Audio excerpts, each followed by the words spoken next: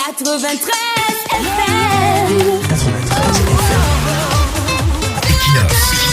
Radio. Bonjour. Partout en Afrique centrale, les Camerounais sont de plus en plus critiqués comme des malpropres, des renégats. On les chasse parfois comme des vulgaires porteurs de peste. On les tabasse, on les jette arbitrairement en prison. On les accuse de tous les crimes. Les Camerounais sont désormais considérés dans les autres pays de l'Afrique centrale comme des indésirables, des mendiants, des envahisseurs.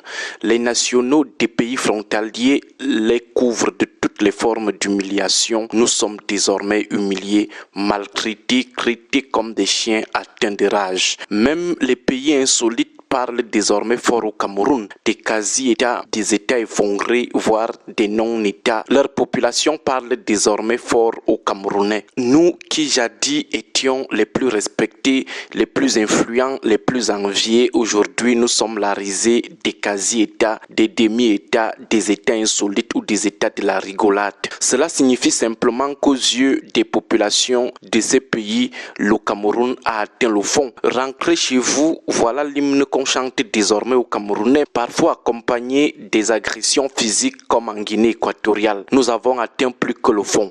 Ce qui fait encore plus pitié, c'est que malgré qu'on les chasse comme des chiens, des malpropres, des porteurs de peste ou de coronavirus, les Camerounais signes indiens dans ces pays, ils se ruent chaque jour vers ces pays xénophobes, ce qui signifie que dans leur tête, c'est mieux de vivre ces humiliations que de rester au Cameroun. Mieux aller mourir du coup de gourdin en Guinée équatoriale que de rester ici au Cameroun. Et nous pensons qu'il n'y a pas mille façons d'évaluer le mal que les gens de 82 ont causé à ce pays. C'est au Cameroun qu'on parle désormais comme ça. C'est du Cameroun dont on parle désormais comme ça. Ce sont les Camerounais qu'on traite désormais comme ça dans des pays qui venaient mendier les régimes de plantain auprès d'Aïdjo. Ça fait pitié, même si en même temps on dit à Chokangongoli, assez nombreuses victimes de la xénophobie des populations nationales des autres pays. Ça fait pitié parce que c'est notre honneur, notre fierté nationale qui sont traînés comme ça au sol parce que les 42 ans de règne de Paul Biya n'ont pas permis aux Camerounais de trouver des opportunités chez eux. Les 42 ans de règne n'ont pas permis au Cameroun de consolider et d'accroître sa fierté laissée par le dictateur Aïdjo. C'est notre pays qui est désormais chosifié comme ça. Ce sont nos compatriotes qui sont désormais chosifiés comme ça dans les États insolites. On veut dire que nous sommes plus qu'un État insolite. Les Camerounais sont désormais prêts à tout, sauf rester dans leur pays. Notre pays serait donc désormais le pire des choix, l'enfer, terrible.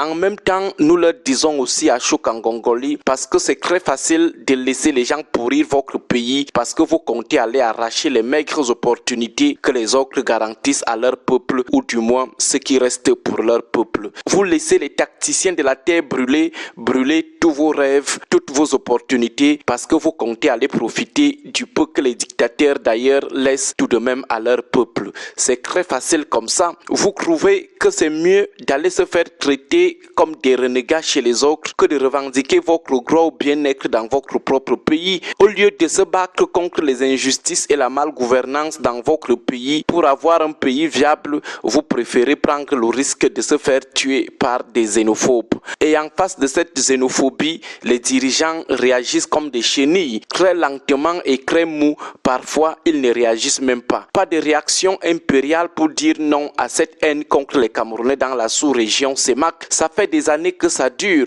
Les actes de xénophobie s'amplifient sous les yeux d'un gouvernement camerounais très mou et parfois désinvolte. Ils vont vous dire qu'ils n'ont envoyé personne aller chez les autres. Ils vont vous dire qu'ils n'ont envoyé personne chercher les problèmes chez les autres. Même essayer de s'investir dans la diplomatie ou dans la coopération afin de stopper la saignée, rien. La coopération avec les autres pays de la CEMAC, c'est seulement lorsqu'il faut arrêter ceux qui ne sont pas d'accord avec le régime. Il faut aussi relever que nous aussi les Camerounais, tout le monde ne peut pas nous chasser comme ça pour rien. Nous sommes aussi des cas. Une fois chez les autres, vous vous comportez comme si ces pays sont comme le Cameroun où vous pouvez faire du n'importe quoi en toute toute impunité. Au Cameroun, le communautarisme villageois agressif passe, mais chez les autres, c'est stop.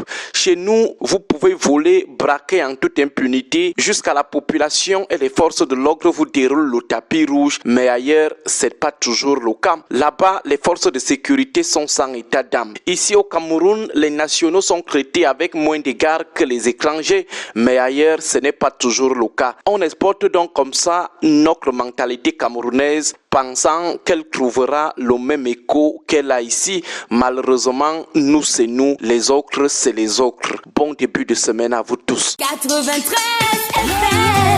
93 FM. Equinox. Radio.